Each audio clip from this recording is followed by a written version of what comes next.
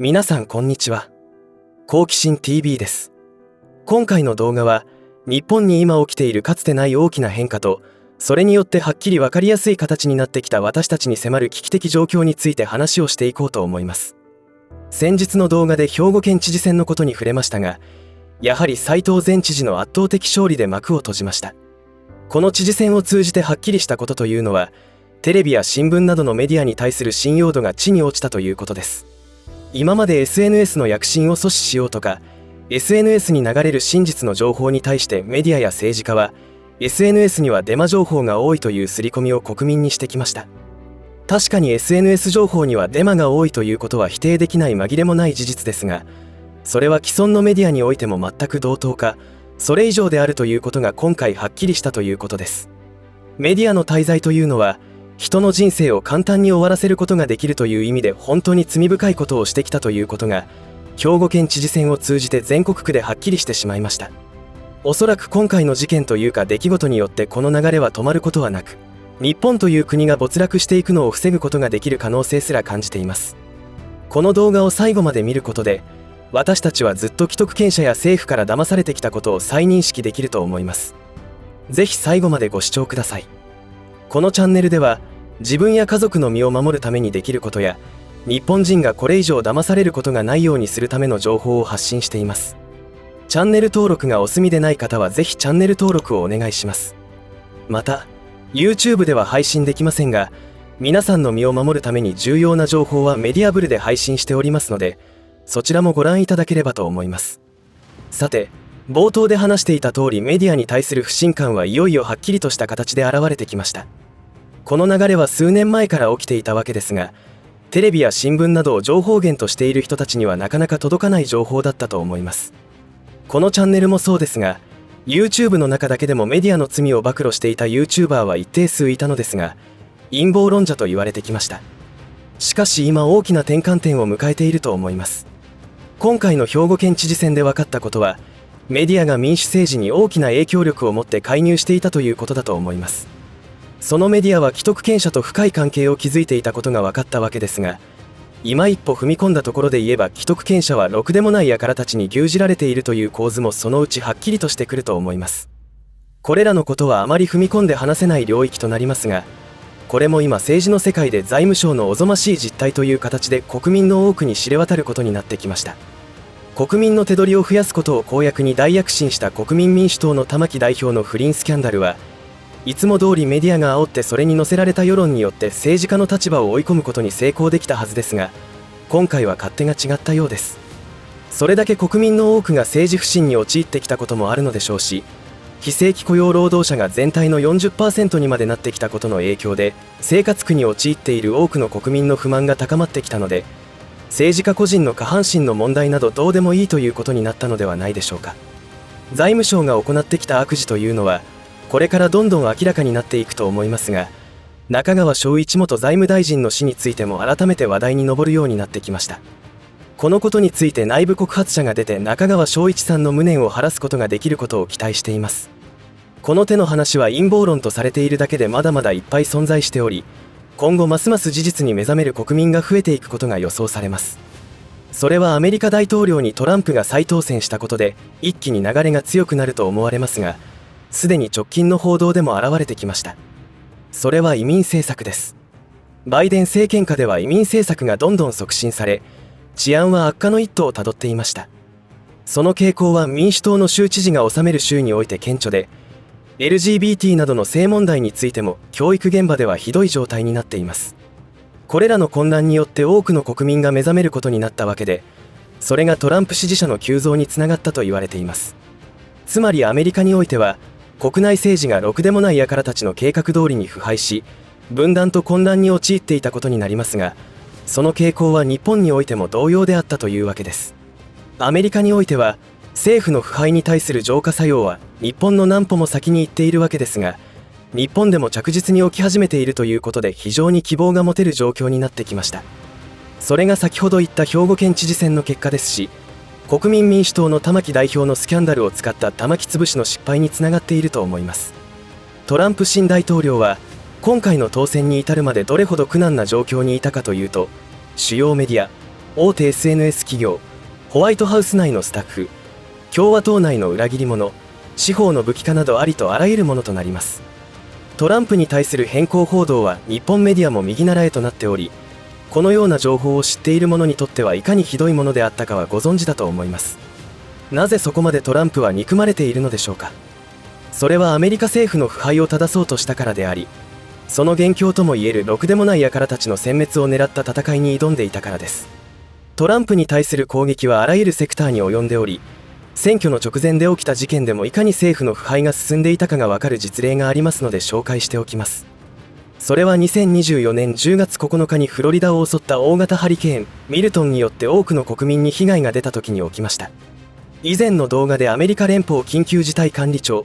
FEMAのことを取り上げたことがありました。その時の情報ではこのFEMAが予算がないことを理由に今後ハリケーンによる被害が出ても救助することはできないということを発表し、国民から大反発を受けていました。その理由は莫大な予算を移民政策に使用していたことが暴露されたからです。そんなFEMAがフロリダ州でハリケーンミルトンによる被害が発生した後にやらかしました。なんとFEMAの職員がトランプ氏を支持する看板を掲げている住宅を調査対象から外すよう部下に指示したことが報告されたのです。この行為によって約20件の家が支援を受けられなかったという事態が起きました。本当にとんでもないことが起きており、にわかには信じられないことですが、この件についてFEMAのクリスウェル長官は、我々の任務は全ての人たちを助けることだと述べ、この問題について公式に謝罪していますから事実であるようです。該当職員は即座に解雇されたようですが、これはトカゲの尻尾切りと言われており、政府機関がろくでもない輩たちの排除を試みているトランプに対する抵抗だと思われます。当然ながらアメリカ国民にとっては災害支援における政治的偏見の存在が明らかになった形となり、特にトランプ支持者に対する差別的な扱いとして広く批判されることになりました。このようなことは各地で起きておりましたから、さすがの民主党議員の中から離党する者が続出していましたし、激戦区と言われていた7州で共和党が完全勝利することにつながったのではないかと思います。フロリダ州のデサンティス知事はこのFEMAの行為を政府の武器化と非難し、州当局による独自調査の実施を示唆しています。さらにフロリダ州の司法長官アシュリー・ムーディはFEMAを相手取って訴訟を起こしておりまして、FEMAの行動が明らかな政治的に動機づけられており、個人の政治的信念に基づいて権利を侵害したと主張しています。この事件はアメリカ国内で政治的分断が起きていることがわかる一例となりますが、このような腐敗と言ってもいい現象はアメリカ国内の分断を画策しているろくでもない輩たちの常套手段であり、日本国内においても例外ではないということとなります。アメリカにおいてはトランプ前大統領が返り咲いてろくでもない輩たちの勢力を一掃する政策が始まりますが、その点日本においてはかなり遅れをとっています。それでも財務省などの国家機関や政治家の明らかに異常な政策は国民の知れ渡ることとなりつつありますし、何よりずっと陰謀論だと思わされていた情報が実はそれこそが真実であったということが明るみに出始めたことは大きな前進だと考えてよいと思います。いかがだったでしょうか。歴史を振り返ると国家が滅ぶ時には私腹を肥やす官僚や御用学者が国家の中枢にはびこることになり、国民は重税に苦しまされるというのが定番です。それをリアルタイムに分かりやすい形で起きているのが中国という国であり、